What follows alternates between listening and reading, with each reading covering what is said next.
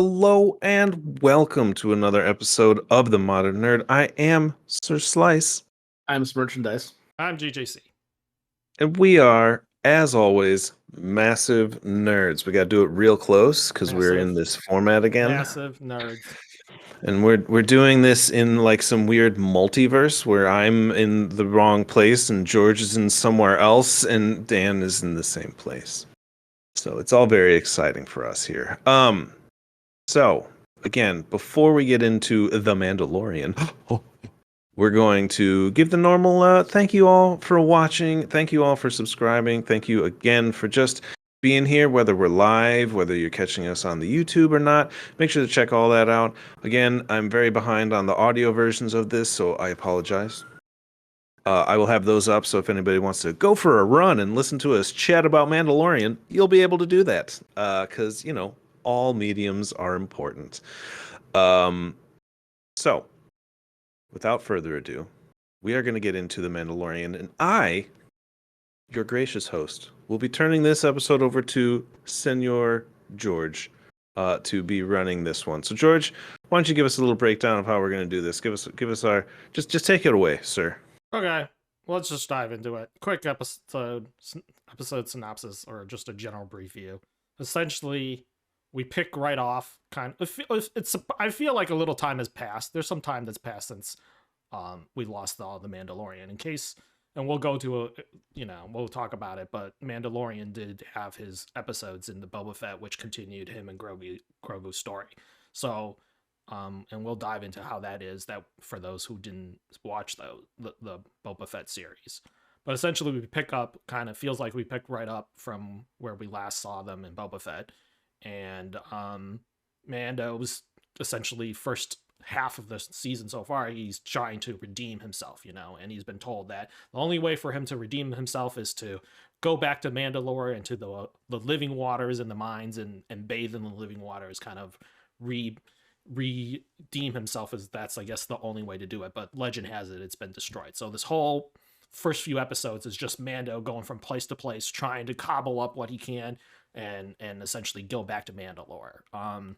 He visits Pele, gets some help from her, picks up an R5 unit on the way, even though he really actually wants IG. Unfortunately, IG can't be with him, as explained by Grief Karga when he goes to see Grief Karga. IG's just a statue with only a few moving parts. They try to turn him back on, and he goes back to his original default and tries to kill Grogu. So he's SOL there. So he's going to Pele, trying to ask some Jawas. The Jawas can't help him, Ask some Anzellans. Anzellans can't help him. Nobody can help him repair IG, but, we all know how this is going to go.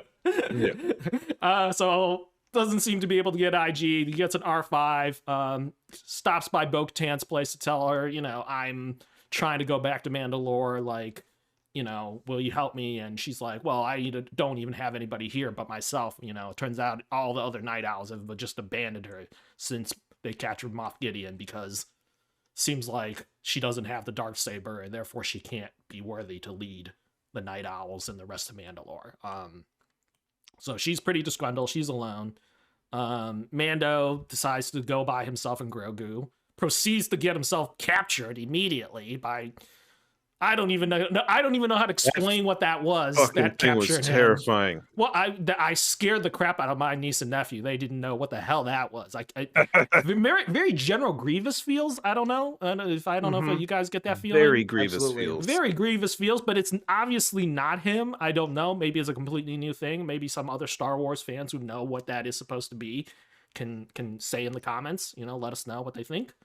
And then we have essentially Grogu running over back to tell Bo-Katan to come and help save Mando. Mando and is finally saved by Bo-Katan, who also then leads her to the living waters in Mandalore, then the mines. Mando proceeds to slip and fall into the cavern, into the living waters, all the way to the bottom of the fucking cavern. Yeah, apparently dude can't swim. The goofiest thing, just like all of a sudden he's talking and just like he's gone, and then magically falls to the just slides all the way down. I don't know how to explain it, but It's Instantaneously on the like a bottom. rock in a well. I don't know how it Made went, but zero sense. Like all of a sudden, this uber badass is just completely helpless, sinking to the bottom. I get it. I what don't the know. hell Whatever. was that? I thought he got grabbed by something. I did wanna too. put that I out thought there. you too. I did He too. Maybe did. he did. He admitted he just slipped and fell. It's just like what this dude who's like so like He like, admitted he like just. I mean, steroid. okay, he didn't have like his rockets with him, so I get it. That's why he couldn't like blast his way up. But I mean, okay, whatever. Slips and falls. Bo-Katan dives in, saves his life. On the way up, they see this giant creature where they're like, "Oh my god, it's the Mythosaur!" You know, the ancient creature of the Mandalorians, the first Mando, whoever was, rode and tamed that Mythosaur.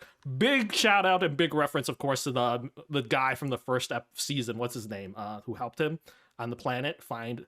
Who was like, "Your ancestors rode the great Mythosaur, and like you riding this fish thing."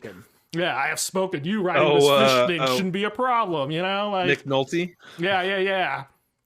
So we finally get that payoff of what a mythosaur is and all that. So you get to see that, which is great. And then Bo-Katan, on the way back to her castle on one of the distant planets in the Mandalore system, they get ambushed by a bunch of freaking TIE fighters out of nowhere, a huge wing of TIE fighters, and they proceed to bomb the crap out of her castle, and now they're running for their lives, and Mando decides to take Bo-Katan and Grogu back to where the covert is hiding in that first episode.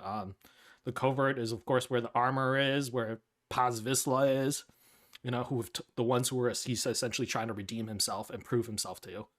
And he brings back the living waters. They welcome him and Bo-Katan, kind of surprisingly. Just like, okay, come on in. Like, we're all one big family, happy family. Everyone's like, this is the way. This is the way. Then they're going to follow the way because they're hardcore like that, you know? And then, of course, doesn't take them. It seems like a day passes, and the next, it's just one disaster after another on this terrible planet. I even forgot to say the part where in the very beginning of the first episode, a giant crocodile comes out of the water and like ruins this baptism by Jimmy Kimmel's nephew. Jimmy Kimmel's nephew getting baptized, and this giant crocodile shows up. I'm telling you, he's bad luck because comes back. They start training with Jimmy these younglings, Kimmel's right? nephew.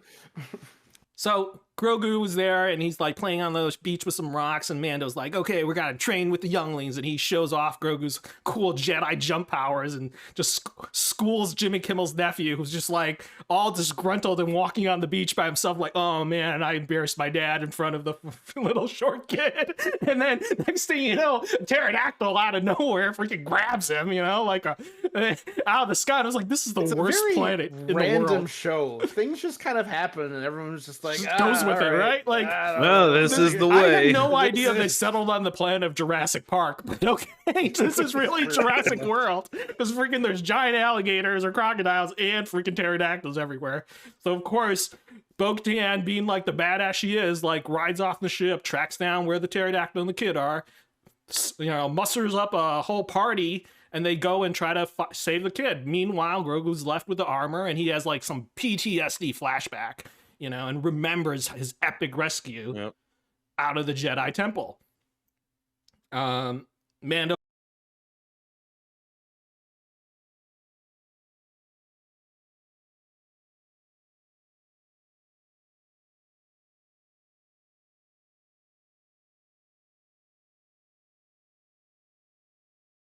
Kimmel's nephew is actually John Farvo's son, Paz Vizsla's son, you know, so that's pretty cool.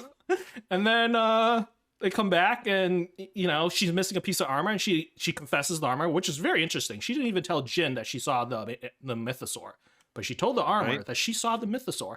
Armor kind of brushes it off and like, oh yeah, you had a vision, you know, and she's like, no, I freaking saw it. And you know, what can you say other than this is the way, you know? And that was the end of that episode. And then finally we get to the last episode. Oh, okay. During that episode, there's also a weird, I don't know. We missed the part where there's a weird Dr. Pershing, like from all the way from season 1. There's an episode in there where Dr. Pershing, and we get to see what happened on Coruscant. And we'll kind of dive into that. I don't want to spoil too much of it, but we get to see a totally different story that seems to have nothing to do with Mandalorian, other than the fact that it's two characters we saw from like previous seasons living on Coruscant and doing this whole espionage thing. I don't know. We'll dive into that because that's a point we're going to talk about later. Then, finally, this last episode that aired this week, We get to see the pirate. This pirate, of course, was the pirate that was harassing Grief Karga on the first planet that the Mandalorians and Grogu were stuck on.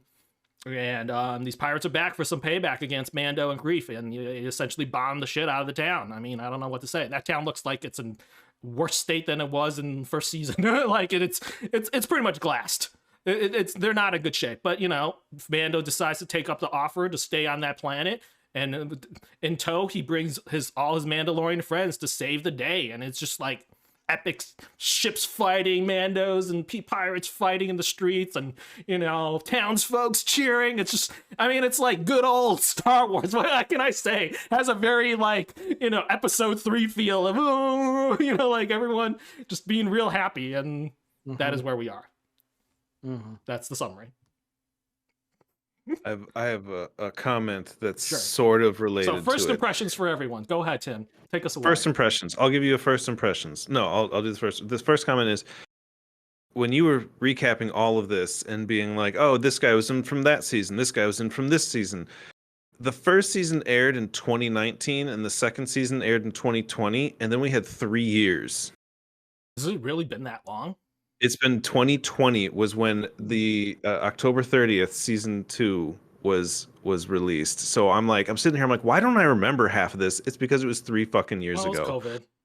And it was ridiculous. So that was that. First impressions of the season. I loved it, man. I really did. I am enjoying this for not only as a TV show, but like as some Star Wars. Like this is what I've wanted from Star Wars, from all of their other shows. And I hear Andor's great, and maybe I'll watch it, but I just also don't really care that much. But you know, this to me feels very much like it also isn't part of like what we know as Star Wars, the Skywalker saga, because it isn't. It doesn't involve most of those characters. No. It's adjacent, but it is the same timeline. So I'm really enjoying that because I think the Star Wars Skywalker presence is very watered down now, and so having something that's a little bit different is nice. And I you know, in retrospect, and I think I watched 1 or 2 of the other episodes of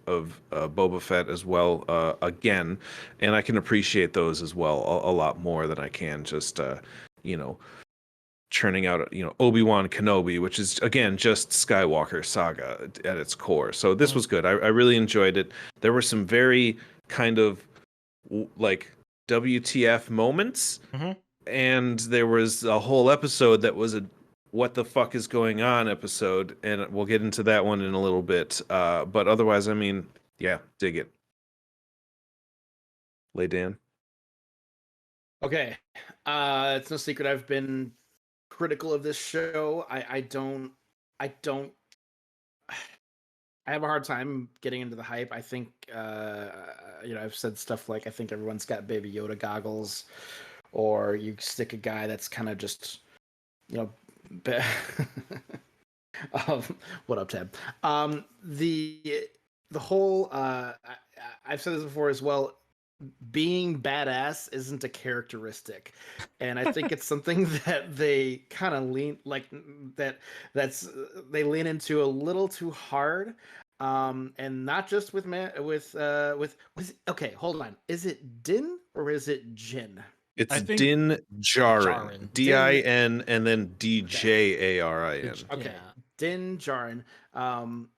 I think that first off, this last episode 5, I think my favorite episode of all the Mandalorian episodes so far. I think it's really grown into something, and I am officially, I think, really like on board with this now more than I have been in the past. I think that some of it was suffering when you have shows like Obi-Wan Kenobi. You know that nothing's going to happen to him. You know nothing's going to happen to Darth Vader. There are these characters that are stuck in limbo between these 2 very major points in time that kind of makes you go, feels like there's no stakes. It was all to me, what happened in the end of the second season for Mandalorian, I thought was going to happen at the very end of the series. And then it happened suddenly. I think that was the best thing that could have happened for this show, because now there's a little bit more of an open book and a little bit more of question and a little bit more open world and creativity allowed for this show to really spread its wings and do what it wants to do instead of feeling obligated to go somewhere. And I like that so much more. It feels so much more liberated. I still have my criticisms, which we'll get into. But overall, I feel, instead of feeling the need of something, some sort of big picture ending, overarching arc, it feels like a little bit more episodic. And even though it was episodic before and there were adventures, I think maybe it was just a personal thing for me. No, I think I was just kind of like, all right, this is cool, I guess, but where is this going? Like, what's going to happen? I don't feel that need anymore. And now it's just a little bit more adventurous, and that's a much more liberating, carefree kind of feel. And I also think I have a different mindset going into this now. I think I kind of am just enjoying it just for what it is. It is a fun show. It has moments. I love the space battles. I have my criticisms about acting and whatnot, but we'll get into that. Overall, huge strides made, and I'm grateful for the much more open slate they have moving forward. George? I mean, maybe to add to that, I agree with everything you guys said. Just to add to what Dan says, maybe it feels like maybe because it was on such a huge hiatus, and obviously we had Boba Fett in between, so it's not like we didn't see him. But maybe because it's been such a hiatus, after Boba Fett, it seems like the show has become like a clean slate in many ways, right? Like a lot of the excess baggage of Luke, of Skywalker, of all these things, that all these like legacy characters from the original movies and films have been kind of tossed aside, because that baggage is hard to have to carry and have to worry and think about, oh, where's Luke now? Oh, is he building the temple? Blah, blah, blah. Like, where's Han? And where's Leia? And like all these other things. And like, where's freaking... Just like a lot of baggage that comes with the characters from the original trilogy, and I don't even care, the and I'm happy to say that. You know what I mean? It's a real nice feeling to not have to. It's a very nice feeling, and this is not to say there aren't a lot of characters that are from lore and like from other parts of the series that, like, you know, outside of the original films and the prequels and the sequels, like and we'll get into that. And so many characters that have been seen, we see, and or that are referenced and things like that, and just.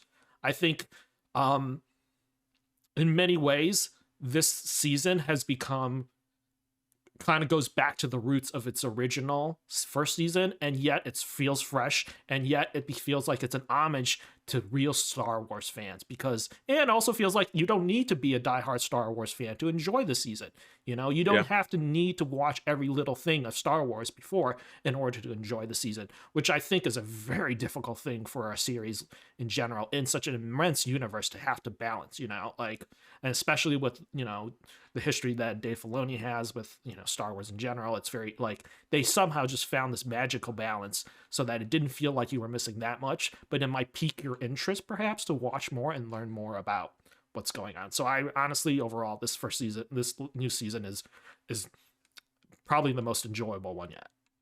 Yeah. I want to say something to Dan's. I thought it was interesting. You had the point where you're talking about it was like episodic and like adventure, and then kind of, to me, and then now and now it kind of has gone back to that. To me, it felt more like were you saying, I guess, that the original season, first season, kind of felt more like random episodes kind of put together, or were you saying there was more of an arcing story? Because to me, it felt a lot more like it was random episodes, kind of some adventure, a little bit of this, a little bit of that, a sort of overarching story, whereas like this season feels more...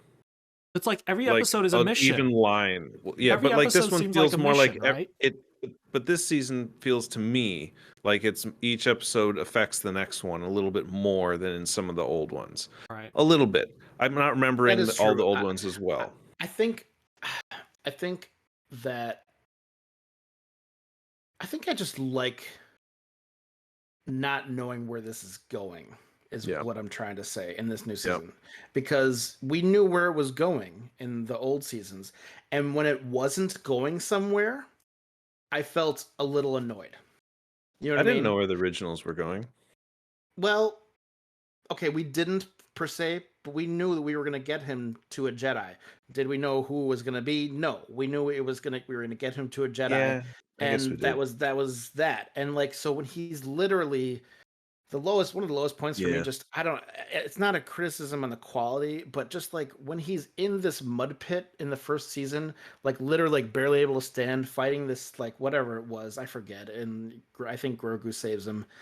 I was just like, I felt like him. Like I felt like, just like weighed down by this mud. Like get out of this pit and like do something. Like I don't know. I think I do have a tendency to get, that was more of a personal thing. I do have a tendency to get caught up in overarching themes and where this is headed. Call it the Marvel effects, if you will. And I'm learning to let go of that, and that is doing me a service. And even still, when stuff does happen in this new season, it like it's hard to explain. All I know is that I'm enjoying the way that they're doing it as opposed to the way they were doing it before. It feels Sure. a little bit more Sure. effortless, and it feels like it's not being forced in a direction, that it's going in a nice, seamless way. Yeah. Good. It smells, Cool. it feels smooth. Cool. And Yeah, it is does. very like Well, every episode is a little bit of yeah. a mission, kind of, or like a little like, even though it's Little mini mission. Yeah, they're well contained, but yet like building upon each other. You know, it's like it's almost as if you're preparing for like a larger heist, and these are a lot of small little sub. It's like, yeah, heists. it's like a side quest that like, oh, I have to do this side quest Yeah, to to do pick this up- side yo, quest, like, to this yeah, side exactly. quest, to do that I one. gotta do a And side there's quest little part like first. that for a little bit, but that's okay. Like I don't know. That's okay, and it felt okay. It's a Rube Goldberg machine. Yeah, it felt okay, and it felt smooth, and it didn't feel forced. That's really the best thing you could say about it. I like it. Yeah. Yeah. Yeah.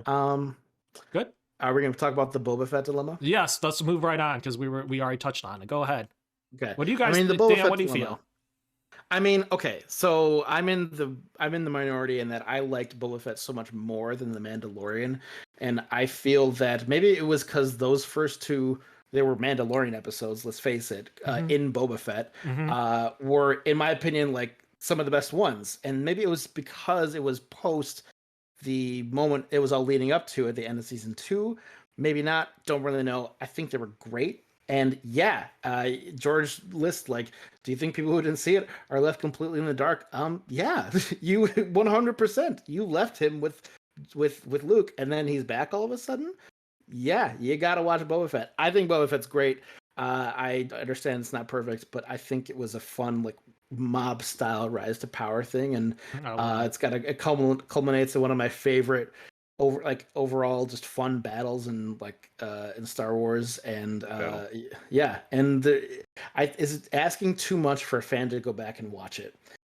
I don't think so. I don't think so at all. If you're into the Mandalorian, you gotta at least be into Boba Fett a little bit, and if not, you're gonna get almost 2 full, very good Mandalorian episodes, and Mandalorian. You could get away with between. just watching those two. You can watch, you could just watch those two, and you don't need any context from what's happening in Boba Fett to enjoy whatsoever. it. Because you'd be missing out. You'd be missing out, but you could just watch those two. But you don't have to watch Boba Fett in its entirety to understand what's happening in this show. You can just watch those 2 episodes. And if you're just like, I'm only here for Mandalorian, I'm tired of Boba Fett, then yes, it's asking a shitload of a person. Well, but do you think they explained it well enough for those who didn't watch it? I mean, essentially, it was a toss-away line. Here's the thing. Karga. He was like, "I see you with the same little creature," like, and he's like, "No, there was completed no my mission, but he came me. back to me." So you guys feel like here's that's the enough? thing. If there's anything we learned about Star Wars this far, watch the whole fucking Boba Fett season, because there will be a reference further down the road. I'm sure there will be. And they'll go, what? Or there will be a reference to, I mean, it's almost blue dude with the guaranteed. tubes on on his neck. I feel like it's almost guaranteed that we're going to see somebody from Boba Fett on the show by the end of the season. If not Boba Fett hands himself, down. Or at least a favor from Shand. And because these are all shared universe, obviously, so so we're gonna see it, which is fine. So go see it. I mean, I don't think that future episodes are gonna make a huge difference, if there's a crossover, but I just don't want this to necessarily turn into another fucking Berlanti verse over on CW, where in order to watch the crossover, you have to watch 4 fucking different television shows. So as long as you can watch your shows and enjoy them, then we're fine. But yeah, I don't think Yeah, I don't think they explained it. Like, I didn't notice. I guess I did, but like, if you hadn't watched it, they did not explain what happened. Like, they could have at least done the previously on and like Mm. put Boba that Fett. clip, Yeah. like two mini clips in there, and would have been like, oh, okay, cool, I'm caught up. Because then you would have gone, wait, when the fuck did that happen? Right. You would have looked it up, and then you would have gone back and watched it. But if A they're just lot like, oh, he happens. came back to me, and you're like, oh, all right, he came back, cool. I don't fucking And you know. like miss a Whole lot new of little ship things and from it. everything. Like, Right. You don't really Oh understand. yeah, that like, happened why. in Boba Fett, didn't it? yeah, that whole That's thing. ridiculous. I think they put that in there because they didn't want you to have to wait 3 years for more I think so, Mandalorian. too. I think that's literally the only reason that I think happened. so too. A lot of it, yeah. Because they're like, we need more money for Mandalorian. Like, a 3 year gap. Holy shit! Like, I don't know. Good. What do you got, George? Moving on then to the next thing on our list, which is Dan's favorite the topic. mask issue of Mandalorian is You're the gonna fact that, love what I have to especially now say. that we've watched Last of Us and we got to see him act in like without a mask on a really great show and like really, just an amazing actor, but like Amazing actor. now we're back to him without a face, just wearing a mask, and like how does that make you feel? And now that there's a bunch of people just walking around with masks and like you can't see any of their facial expressions, like how does that make you guys feel? Like, All right, I'm stepping into this one before Dan. I want my piece to not be Okay, go muddled ahead. down by negativity here. Okay, So go hold on ahead. a second. I love you, Dan, but still. You, you're gonna I be, I don't have the typical things to say, so I'm don't excited. anticipate. So Okay. I have an interesting thing that I think you might like because it talks about one of our favorite overactors. I liked it. I personally, I've never had a problem with the masks. I find it intriguing. It creates, for me, the Mando is like this dark, brooding type character anyway, and like a brooding character doesn't really say much, in general. Like I'm a Batman fan, and Batman doesn't have a ton of dialogue in the comic books, so it's like cool. Yes, it's overdone, and yes, everybody's been doing it, and yada yada yada. But I enjoyed it. I think it's fine. I don't need the character to necessarily be like overly emotional. Give me a little snippet here and there, and I'm fine with it. The whole concept of everybody wearing masks, yeah, it can kind of you can kind of weigh on it. I think it's gonna lean a little bit more onto like the action of it than it is some of the other moments. But I think, especially between like Bo-Katan and the Armorer and like some of these other moments, I think they still landed for me when they were kind of getting a little bit more emotional, if you will. I don't know if that any of those scenes were overly emotional, but I think, you'll have to rely a little bit more on old school style acting with like from the silent era where you're doing mannerisms and things to do it. And I think some people can do it. I think it was interesting because I come from Katie Sackhoff as Starbuck as like one of the most overacted animated fucking characters on that show, and I love her to death in it, and I love her to death in everything she's done personally.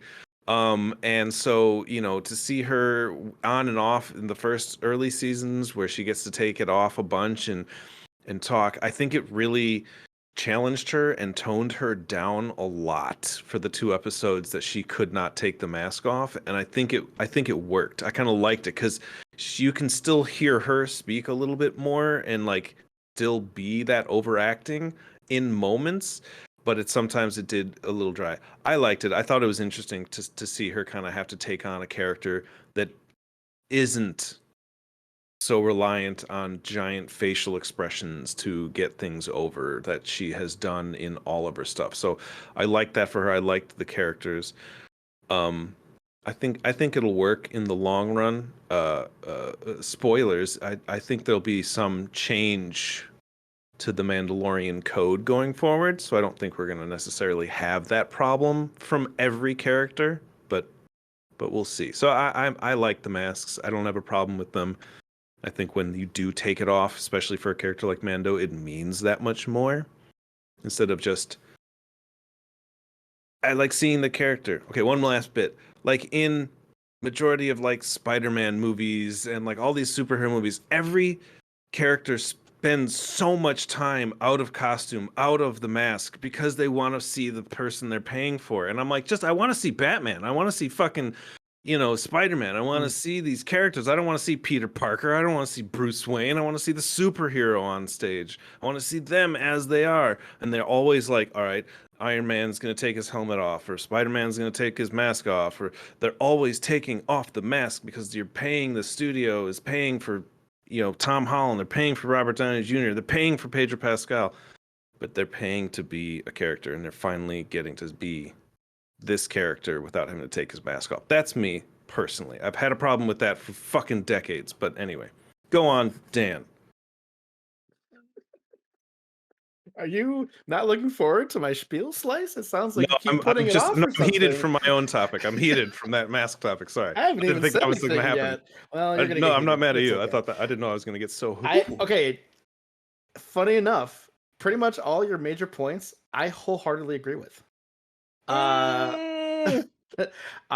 Except Wait, for hold on. Except for Am I alive? Is this except for the elephant in the room to me? Yeah. Okay, I'm gonna preface this by saying I respect the work she's done and the things she's brought to her projects. And I respect that Battlestar Galactica is one of the most well-revered and well-liked science fiction shows ever made, but just not by me and not her, because she's not a good actress. And I think she did a great job as the voice of Bo-Katan, and I think that her with the helmet does a good job. I think funny enough, I don't want to lean too hard. I really think she's a good Bo-Katan. I think she's been Bo-Katan longer than she's been Starbuck. I think she is Bo-Katan. Yeah. I think that Katie Sackhoff is just, she's delivering these lines in the first couple episodes like she's in a 50s like comedy. She's like, man, what do you think you're doing, kid? We gotta go over here and do something. Like, this is not how we do things. Being badass is not a characteristic. We walk into the room and she's just sitting on the chair. How long have you been sitting on that chair like that, man? It's very unbelievable. 20 years. I was immediately pulled out of a very immersive story the second we see her sitting on that chair. Like, no one buys that you've been sitting in this chair like this. Like, oh, hey, I didn't know you were coming in. Come on, man, be doing something. Show us that you love this temple for some reason. I will say, moving forward from that point, everything has been a little bit more improved. It's almost as if, I know they shoot these out of order, so I don't know what it was. Maybe it's my own personal. Oh, they do. I thought so. Maybe not. I don't know. Maybe I'm wrong about that. But it seems like she's getting better. And even when you see her again in the chair, she's deep in thought and she has her hands crossed. And that was more believable. But just like that first exposure, like, oh, here we go. I think she does great as the voice. I think her with the helmet on, I buy it. But she just has this look on her face when has the mask on. She's always just kind of like, and you're like, what are you doing? Like, what is this? What is this like look on your face? Why are you why are you flexing your face like that? I don't know. I admit I have maybe just. I think that's just the work she's had done. No, I'm kidding. Damn. I want to move past it. I respect her work, but she takes me out of it whenever she's doing it's her hard. thing. It's hard. I mean, I think I guess we can kind of segue into that. I mean, there's a little bit of the fact that I don't really buy that. I know that Katie Sackhoff herself is, I think, just past 40. This character has got to be 50 years old or something. No, dude, she was a teenager. She was a teenager during the Clone Wars. She was she was a teenager in the Clone Wars? She was in her late teens, so maybe 19 or 20 during Clone Wars. Satine was in her 20s, and that's her older sister. Okay, I guess that would put Satine her is in her mid-40s. Satine is in her mid-20s to late 20s, which is right around the same age that Obi-Wan was. And then she's a younger sister to Satine, which means she was probably in her late teens. How old Obi-Wan was? Yeah. And when was Obi-Wan 20 years old? during Clone Wars in like his late 20s when he met Satine. When he was Yeah, he was young. He was young. He was just a He was not in his early 20s. he was just though. he was in his- supposed to be in his late teens when he in episode 1. And then he grew up and became in his mid 20s when he was raising Luke.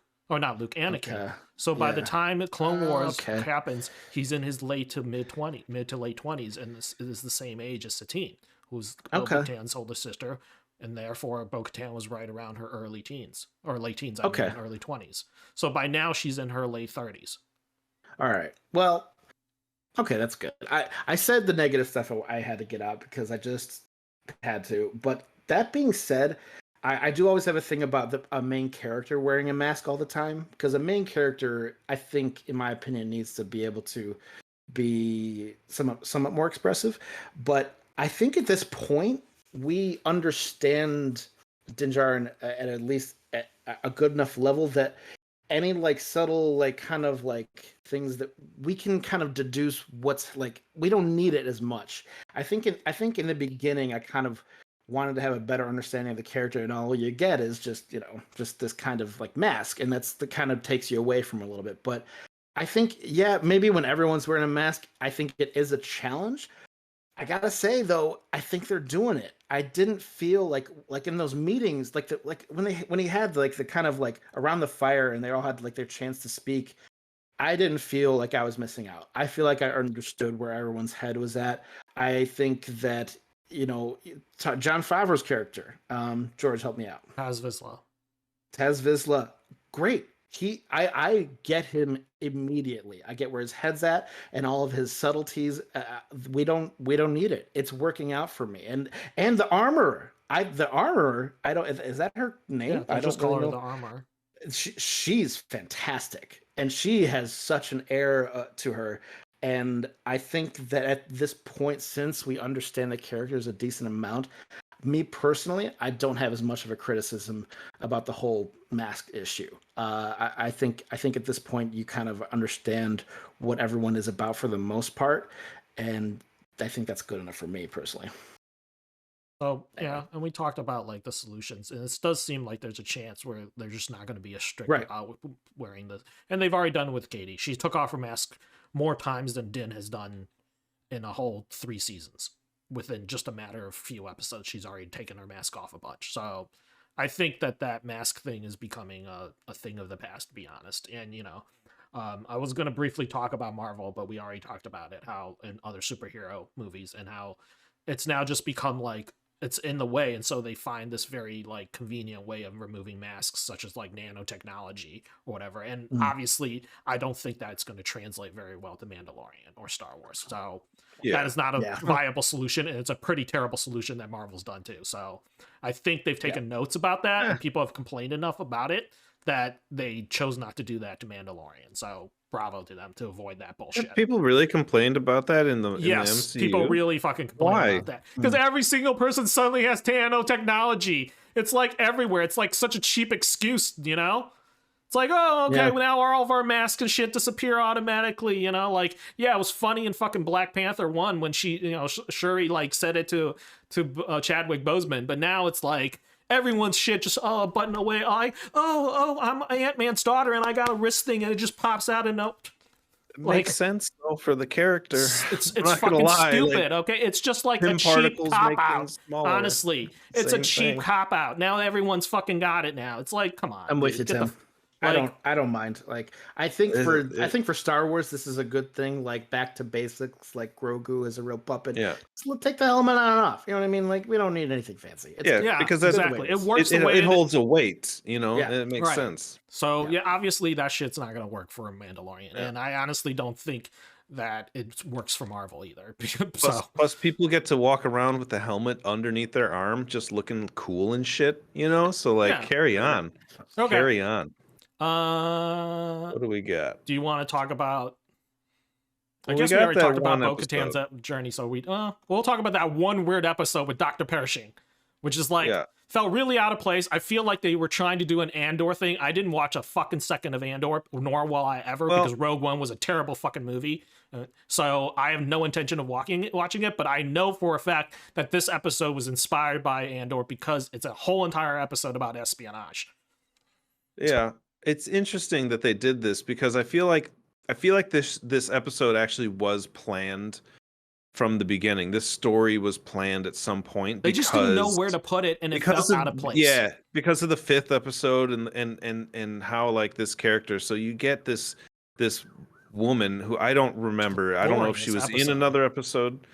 I don't. She probably was in a different episode. She I was don't like in a remember. couple episodes in the season with Moff Yeah, but Gideon. yeah, it didn't. Yeah, that's true. I remember that. But again, 3 years ago, Barely, so I yeah, don't remember as barely well. remember this random Yeah, character. and then you get Dr. Pershing or Pershing, Pershing. whatever, Dr. Pearshape. And it's an interesting thing that they've done because they took that concept that happened after World War II, where they took German scientists and Yeah. brought them over to help us, and it happened during World War II, which inevitably led to the creation of the atom bomb. And then they took that the levity, that not levity, the weight of that situation, and applied it to this, where they're talking about cloning. So he's been brought over to the rebels to try and uh, uh, help them, but really he's in some schmucky desk job, just like identifying things, and then all of this technology is just getting destroyed simply because it was the Empire, not because it wasn't useful or it was dangerous, but because it simply was owned by the Empire, which is kind of like I was doctor.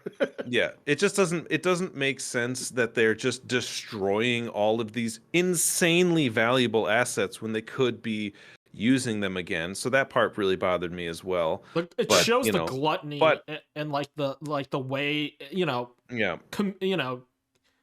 Coruscant, the capital. It just really shows like the pompous. hypocrisy and like the fact that people there are so out of touch with what's going on with the rest of the Yeah, universe. it's Because ridiculous. for them, Empire, Republic, it don't make a difference to them. They're just rich people living on a rich planet. Yeah, 100%. And it just shows that none of it really None makes of a it matters difference to them. who's in None of it charge. affected any of those people.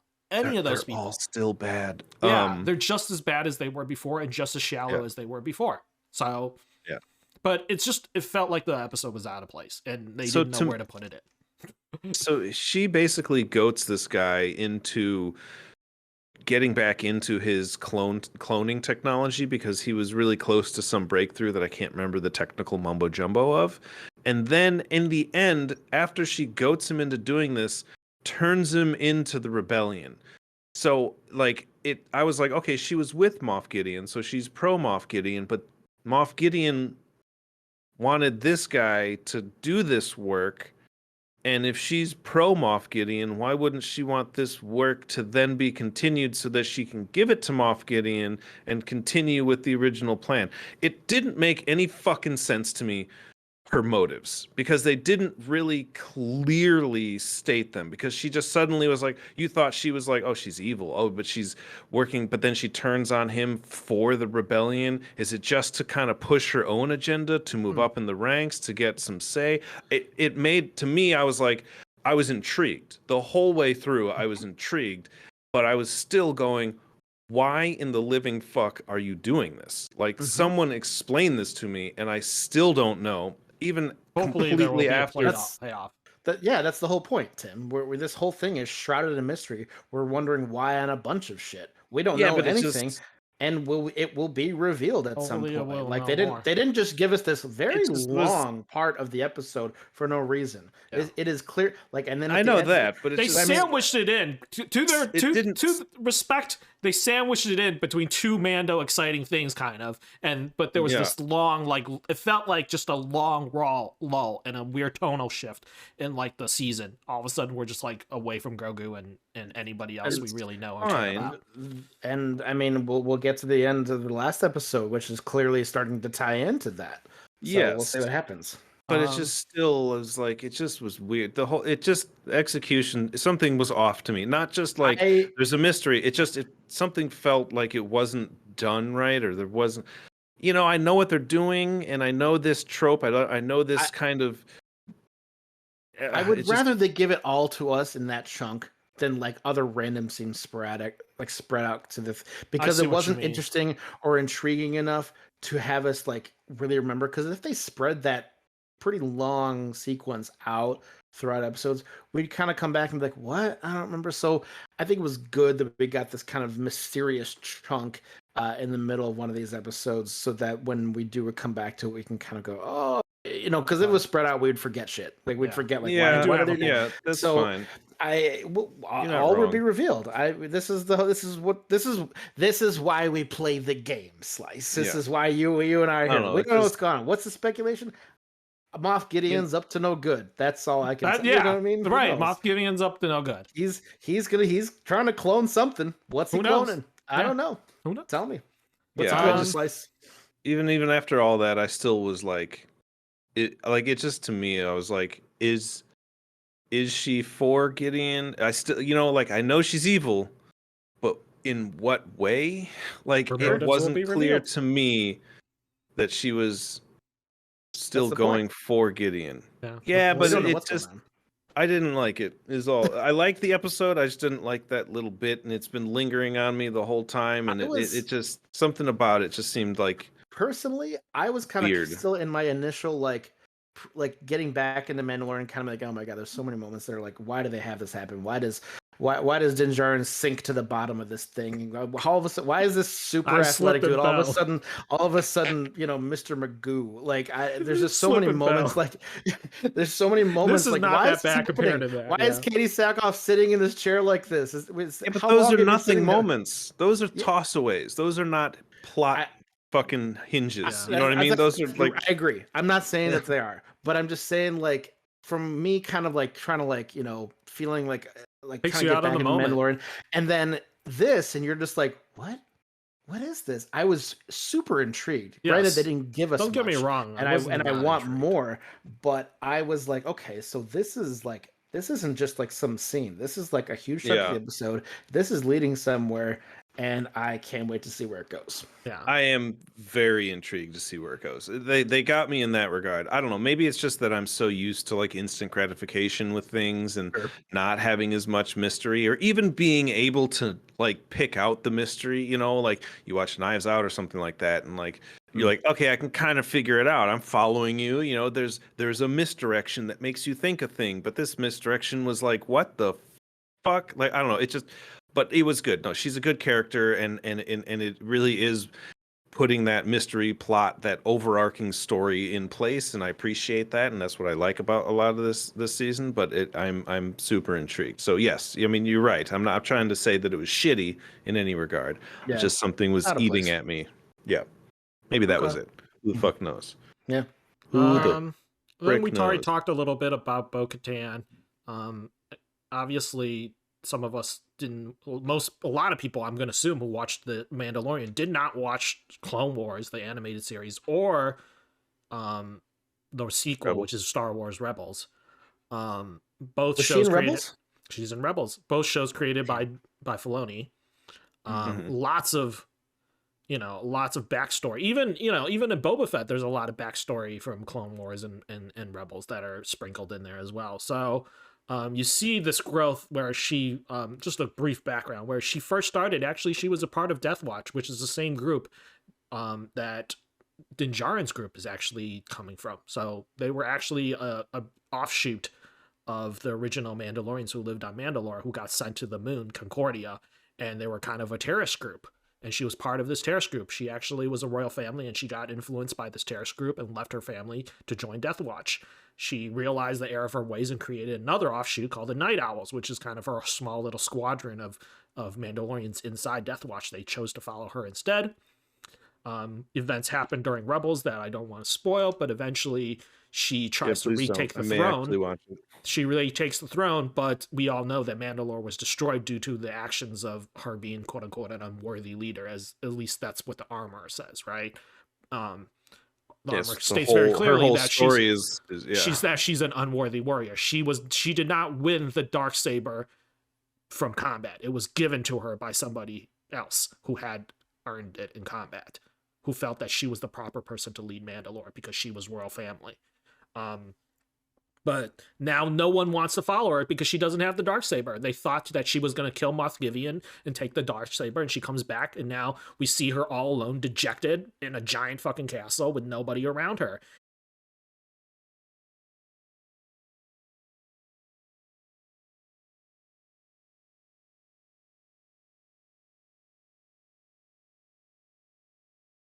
Is like hijacked by Bo-Katan's story to a certain extent. So how do you guys feel about that? Fun fact, this news broke a little while ago, I think at least a month or two ago, in January. It has already been announced that she is getting her own spin-off show. So I don't think she's going to hijack this show. I think that what they just did is set up her show. So It didn't feel like she was hijacking the show to me. I didn't either. She was. It could be. She was an equal member. Right, she's an equal member, but she's become part of the story. She's become like the co-star of the show. Like, yeah, sure, but it didn't. For a little while. It still, I mean, it felt right. It felt like where it was going. It didn't feel like it was forced in. It felt like that was organically part of the story. Right. And I gotta say, can we talk about the Darksaber real quick? Still very heavy for Din Djarin, but not light so as a heavy feather for her. Because she knows who she is. Interesting. She knows who she is.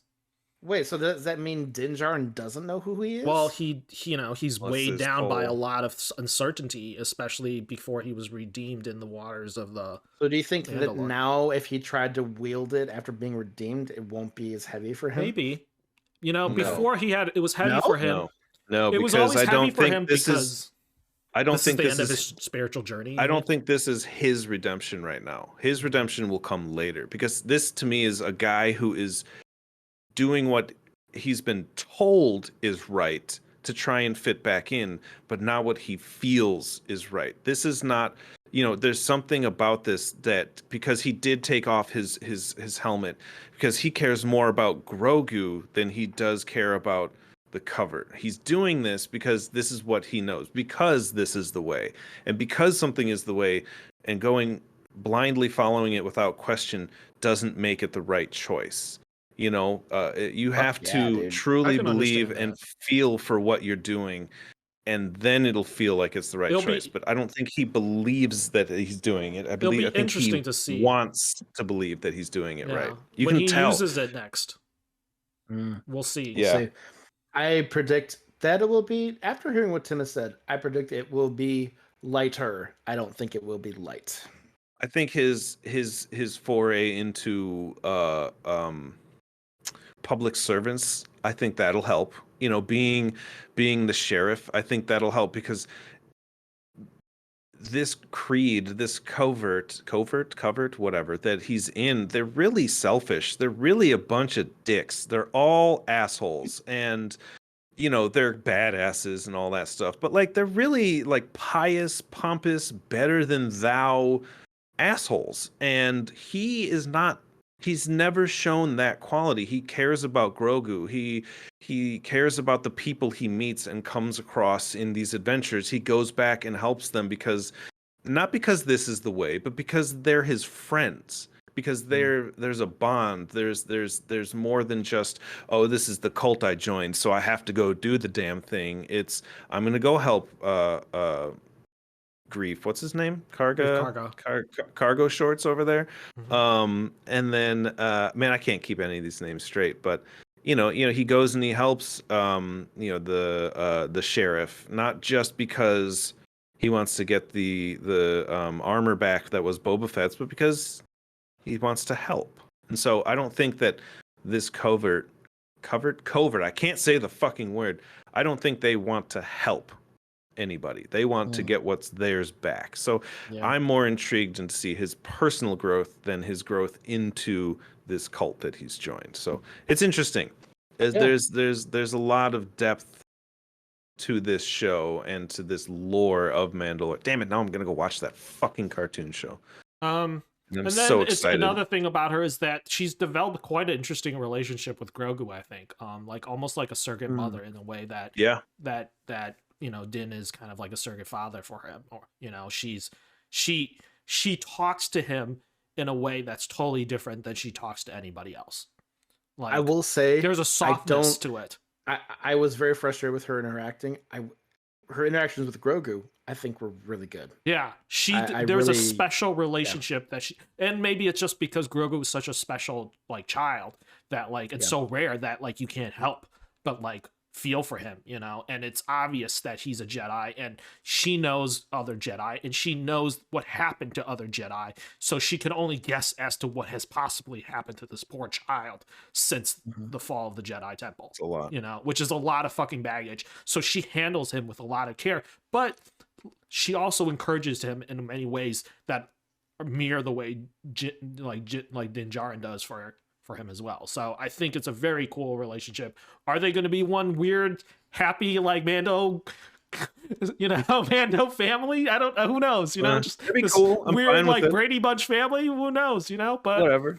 You know, I don't know if there's any romance going on between her and him, but yeah.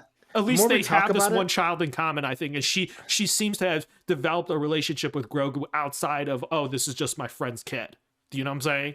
Like, you can see that she's starting to grow attached to him as well. Yeah, I don't know. I it's interesting. The more Tim talks about it, the more I think that his and by association, Grogu's path lies beyond this covert that they've, you know, I think he's going to get them set up in their new land, and I think he's going to realize that his path lies elsewhere. Yeah, maybe his home is the path, you know, kind of thing. I don't know, whatever, we'll see. And now now because she's seen the mythosaur, she's been sent on this journey to go reunite the rest of them. I mean, and maybe Mando feels like he has to go with her, you know, like that he owes her a debt. Is he going to steal her thunder again and slay the Mandalore and all that shit? Like, is it going to be one of those? No, I actually think Grogu is going to help them with that. I think that, well, what the ancient legends are, someone rode the mythosaur and trained the mythosaur, right? Original Mando. Yeah. I think it's going to be like, it's going to be obvious that it's going to be Bo-Katan, but it's actually going to be Din Djarin. It's interesting. Interesting.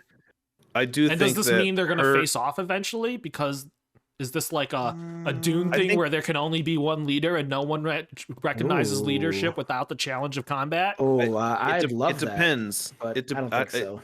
It depends on what you do with the show. There's a lot of possibilities, and that's why I think Dan, to your point, is this is so intriguing, because this can go anywhere. Because after this, we don't really see anything after, you know, in 6, 7, or 7, 8, and 9. There's no mention of Mandalorians whatsoever in that lore, so we can go anywhere because it doesn't matter. Because Return of the Jedi has happened, so it's like, cool, the sky's the limit, because fuck those other 3 movies. But they're being stricken from the record for anyway, her. so. Yeah, for her, I feel like she's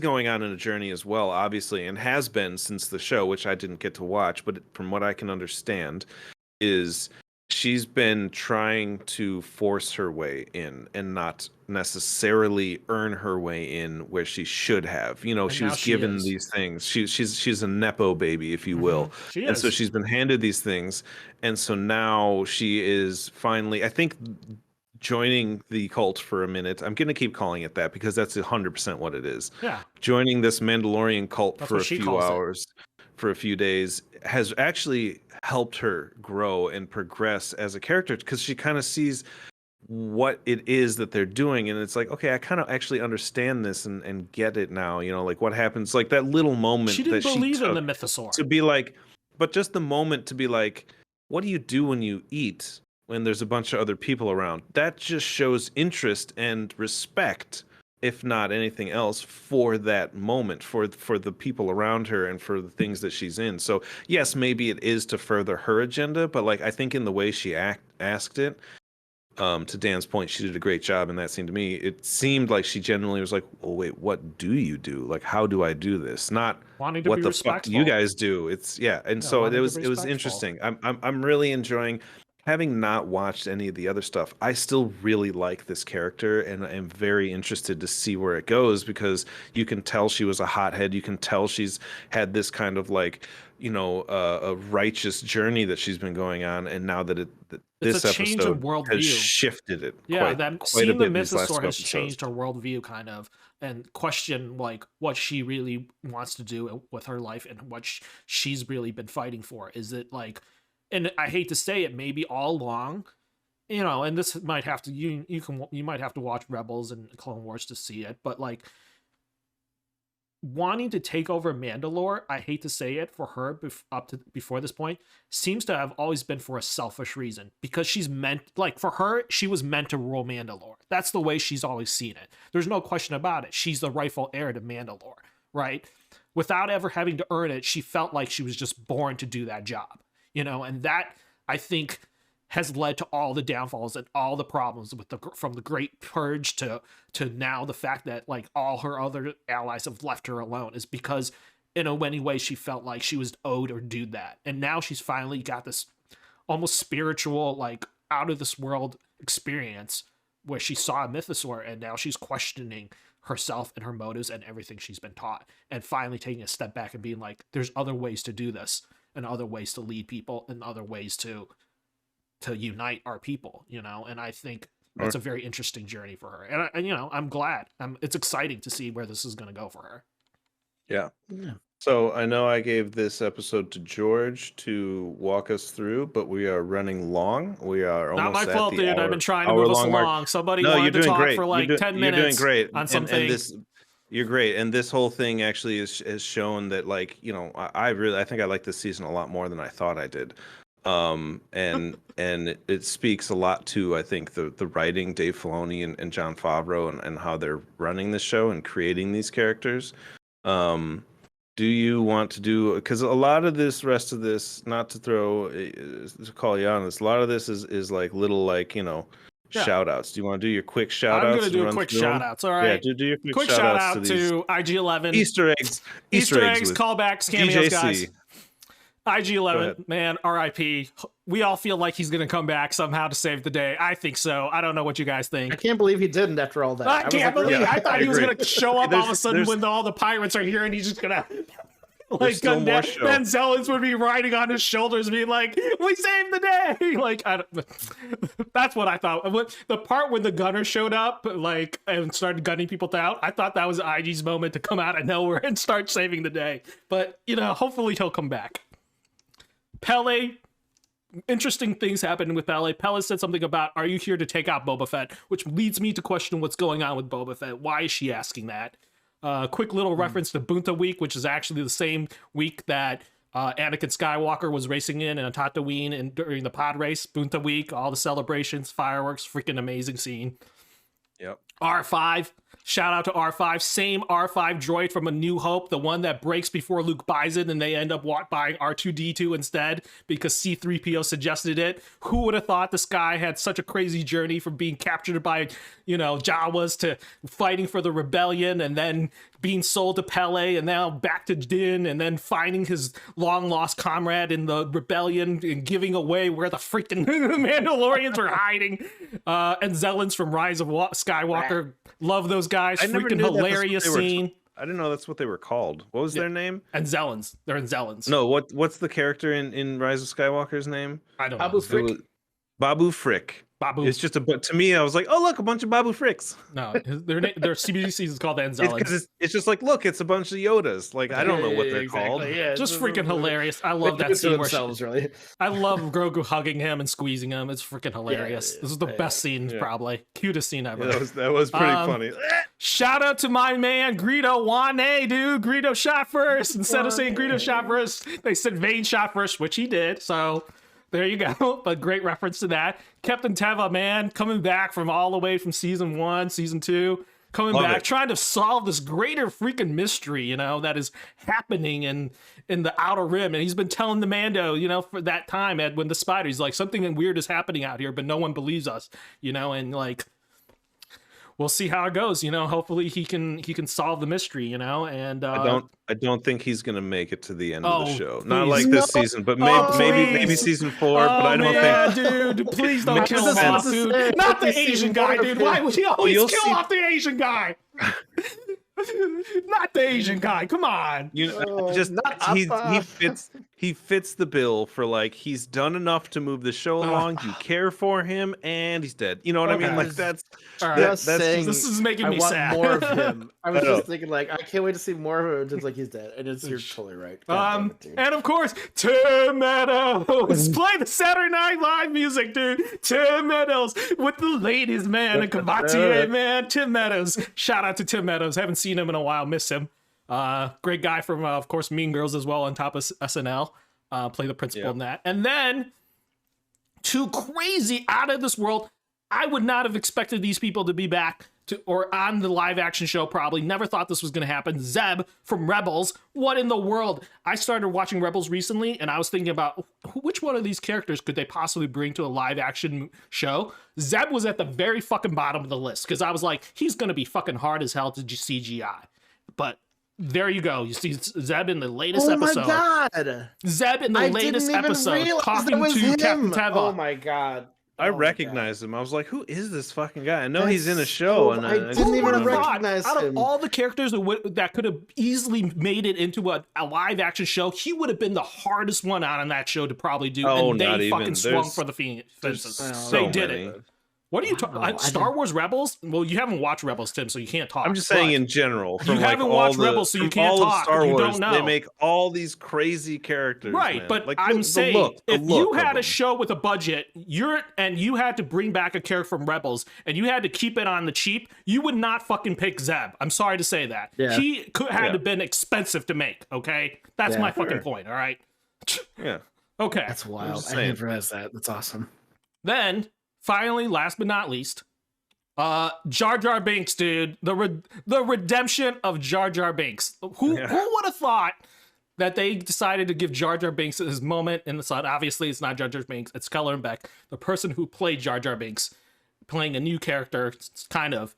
For those who don't know, Keller and Beck is actually the host of a TV competition show on the Star Wars website for kids called Jedi Temple Run.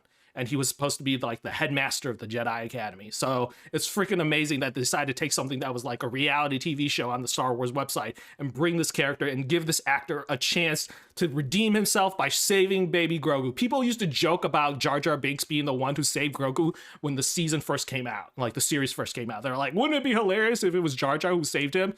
Shout out to those Naboo fighters. sort of was. Shout out to the Naboo fighters, those Naboo fighters saving the day and letting Grogu Dude. escape. Wait, my I read God. something. The fun fact about that. So it was Qui-Gon Jinn's sacrifice. Apparently, the Naboo never forgot Qui-Gon Jinn's sacrifice to save all of them from. And so, Naboo is indebted to the Jedi's and thinks of them highly. So that was why they stepped in and fought Saved the against them and Jedis. helped them get away. Yeah, Qui-Gon Jinn's so shout out to sacrifice. those Naboo fighters, dude. And that's it. And that's it. Now Yeah, we're gonna see what yeah. else is next. We get left with this great cliffhanger of Beskar armor. Captain Teva goes to find Moff Gideon's ship. Turns out he never did make it to trial, just like they were saying in that weird episode with Dr. Pershing. Rumor had it he never made it to trial, and we know now for sure he did not make it to trial because there his transport blasted into oblivion. But what? They found a piece of Beskar armor. Now, is it really the Was Mandalorians? the Who knows? Beskar armor Who planted? knows? Was it planted or was it one of those dark troopers because they were made out of Beskar alloy? Who knows? Who knows? But we're gonna see what that is. Could be. Plus, Oh, that's we tricky, found other Beskar in the wild. He found that That's- Beskar lance at one point too. And so we know that it could be a the setup. Empire has a lot of Beskar because Din was paid with Beskar in that first season to go find Grogu. Yeah. So we know that they Yeah, have their own yeah. supply of Beskar. They robbed the Mandalore a long time ago, so they have Beskar. Very many implications with little Easter eggs of things to come, which are the greater universe, such as Ahsoka, Urza, Admiral Thrawn, all from Rebels. And we're gonna see, because there's a lot of little things now that we've seen Zeb. It's almost certain that it's only a matter of time before we see Urza, before we see Admiral Thrawn. both huge characters in Rebels. Main character is Urza in Rebels. He is the main character. So, and he has been cast. That's widely known. We've already got a live person cast for Urza, so we know he'll show up. Will he show up this season? Probably not. But a lot of things to look forward to. I'm almost certain we'll see Ahsoka, maybe, especially because of all the weird shit that is happening in the Outer Rim. And keep in mind, Bo-Katan made a really interesting reference when her ship got bombed, which is, how is it possible that a regular, like, low-level warlord had that many TIE fighters, right? So, whose TIE fighters are these? Are these Moff Gideon's TIE fighters, or are they Admiral Thrawn's TIE fighters? They're Admiral Thrawn's. If you haven't read the Thrawn trilogy, they're books that take place like immediately after the Era Return of the Empire. It's so fucking good. It's like, I know he was in the shows, and I don't know if they adapted directly from the books, but those books are so intense. They're amazing. Yeah, if you can do them on audiobooks, they are literally like a telecast. Like it's almost like one of those old radio shows with like sounds, the droids talk, and like there's music in the background. It felt so immersive. It was cool. If you get a chance, check out the Thrawn trilogy. It is one of the most highly rated canon / non-canon post original trilogies. So definitely check those out. And then we're left with a bunch of unanswered questions, like, who is the armor? It seems like she kind of knows who Bo-Katan is. Yeah, right. It seems like there's something. She seems to know who Bo is, and I feel like there might be some weird relationship or something that we don't know. The armor is like a big question as to her identity, I feel like, but she doesn't necessarily need to have like that amazing of a connected backstory. Obviously, not everyone has to know everyone, right? I'm a little curious as to who's the mother of Vizsla's son. Who's Jimmy Kimmel's nephew's mother? I'm a little bit curious. Obviously, it could be Jimmy Kimmel's sister, but I mean, who knows? I actually think the armor and Paz Vizsla are like the parents. I think the armor and the Paz Vizsla are like together, but they just never like blatantly say it. Because like, why is it that when they escaped the covert the first time, the two of them are by them each with each other, but nobody else? Like, I just feel like they're together, but they just don't blatantly say it. You know, like that's my theory. But who knows? That's neither here or there. Yeah. And then also, where's Kelleran Beck like taking Grogu to? Like, you know, where like, and where does Grogu go from being with Kelleran and then getting into the hands of Moff Gideon and the Empire? Where and just a lot of unanswered questions as to what happened to Grogu. Could just be very simple that he was intercepted. You know, it doesn't have to be. It could be very simple, but I hope we actually like it if it was just very simple, because they keep doing all of these like weird flashbacks or tangent stories, and I like to see how it goes. I want to kind of find out. We'll get into that into another episode. Hopefully we will get into that. And then finally, do you guys feel like this, Tim? This is more for Tim. Will this compel you to watch more? Do you feel like you want to watch more of like Clone Wars? Yes, you will. You son of a bitch. Rebels and stuff like that. We'll see. I've been enjoying Bad Batch. You said this before, so we'll see. I've been enjoying Bad Batch a lot. That first season or two that we're watching of Clone Wars, some of it's great. Like, you get 2 episodes that are pretty good, and then you get like 4 that are just like, what is this fucking garbage that I'm watching? Like, it's just, I've always felt like Clone Wars doesn't make sense. So Clone Wars always reminded me a little bit of Starship Troopers. Okay. Because it opens every episode with a kind of like their own version of previously on Avatar, but it's like a very like propaganda like style, like little preview of previously. Now I just want to watch. Like, and now they're on and now like Commander Otano and freaking like Ahsoka and you know Rex are on the planet blah blah blah, helping like battle the clones or the whatever. Rico's Roughnecks. Yeah, like it's very propaganda-y in those first few seasons, and it isn't until later that tone kind of shifts. But that has nothing to do with Mando right now, I guess. I'm interested mostly just for Bo-Katan and Admiral Thrawn. Yeah, like great and Ahsoka, obviously. She's also getting her own show. There's a lot that's happening. So and that's the end of that. Long story short, this has been a long episode, but it really I feel like this was the turning point for the show, and it provoked a lot of these thoughts. So there's so much more we can talk about. But if you take anything from this, watch this season, watch Mandalorian to see the growth of it. And yes, throw Boba Fett in there. It's very good. They're all good, and we're going to be getting a lot of spin-offs. This is going to be its own universe. So yes, they're Berlanti-versing us. They're Arrow-versing us, if you will. And it's going to be all these weird crossovers that you're going to have to watch 4 different shows to understand, which I'm not excited about. But thank you for tuning in. No, what?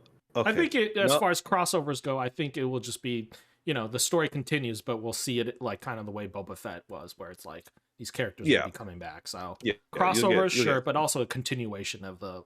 Hopefully, they learned from the CW. So thank you for watching. Thank you for subscribing. If you haven't liked and subscribed, please do so. We appreciate it. We love it. It's something we want, and we want to see more of you. And sound off in the comments. We want to talk to you. I am as active as I can on the YouTube comments. So sign off on there. Follow all the social medias, which are now at the bottom of the screen down there. Check them out. So if if you've had a good time, you've been the Modern Nerd, and thank you for watching.